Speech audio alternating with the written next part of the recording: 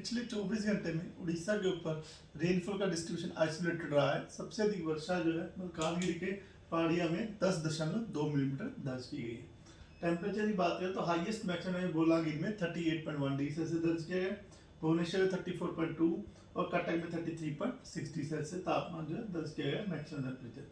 अन्य स्थानों में नुआपाड़ा में 37.2 डिग्री सेल्सियस, तितलागढ़ में 37 डिग्री सेल्सियस, झारसुगुड़ा में 36.8 डिग्री सेल्सियस, नयागढ़ में 36.6 डिग्री सेल्सियस, सुंदरगढ़ और खुर्दा में 36.5 डिग्री सेल्सियस जो तापमान दर्ज किए गए थे।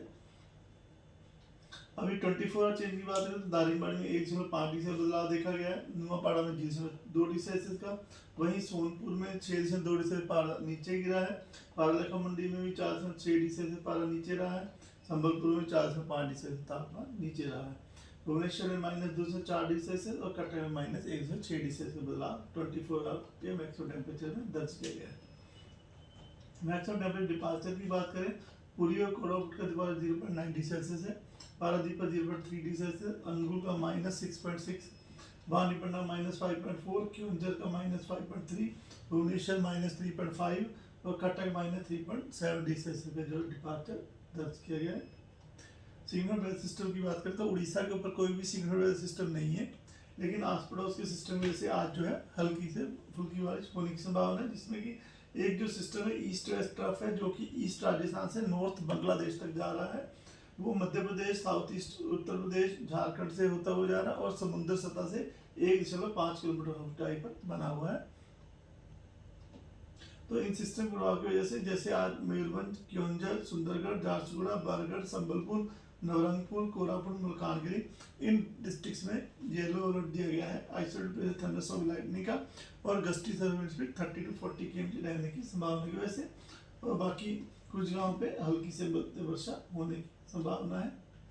इसी तरह डे 2 की बात करें तो होल उड़ीसा में आइसोलेटेड रेनफॉल डिस्ट्रीब्यूशन रह सकता है, और वार्निंग की बात करें तो जो गस्टी सर्विलेंस स्पीड 40-50 जहाँ पे रह सकती है वहाँ मयूरभंज, क्योंझर, रंजन, गजपति, रायगढ़, कोरापुट, मलकानगिरी डिस्ट्रिक्ट है। बाकी अन्य येलो स्थान जो देख रहे हैं नवरंगपुर, कालाहांडी, कंधमाल, आपका नयागढ़, खुर्दा, पुरी और नॉर्थ कोस्ट उड़ीसा, अनुगुल, ढेंकड़ा, देवगढ़, सुंदरगढ़ इन सब डिस्ट्रिक्ट में गस्टी सर्विलेंस 30 to 40 km रह सकती है, और इन सभी स्थानों पर आइसोलेटेड थंडरस्टॉर्म विद लाइटनिंग हो सकती है। इसकी वजह से येलो अलर्ट दिया गया 6 मई का।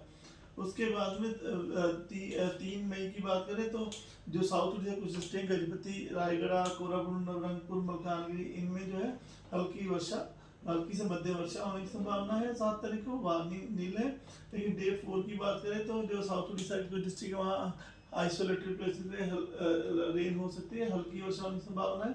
और जो वार्निंग है क्योंकि तापमान अभी धीरे धीरे बढ़ेंगे तो कोस्टल उड़ीसा में जो है हॉट एंड ह्यूमिड वेदर रहने की संभावना है 8 तारीख को। 5 तारीख को भी हॉट एंड ह्यूमिड वेदर के लिए येलो वार्निंग दी गई है। बाकी रेनफॉल जो है नवरंगपुर, कोरापुट, मलकानगिरी में हल्की वर्षा होने की संभावना है। डे 6 की बात करें तो डे 6 में भी साउथ उड़ीसा कुछ डिस्ट्रिक्ट है जहाँ पर हल्की वर्षा हो सकती है। डे 7 में 11 तारीख को मलकानगिरी, कोरापुट, नवरंगपुर, कालाहांडी, नुआपड़ा, बोलांगीर, बारगढ़, संबलपुर, झारसुगुड़ा, सुंदरगढ़ इन डिस्ट्रिक्ट में हल्की वर्षा होने की संभावना है। और टेम्परेचर फोरकास्ट की बात करें तो टेम्परेचर में अगले 3 दिन तक ज़्यादा बदलाव नहीं देखा जा सकने की संभावना है।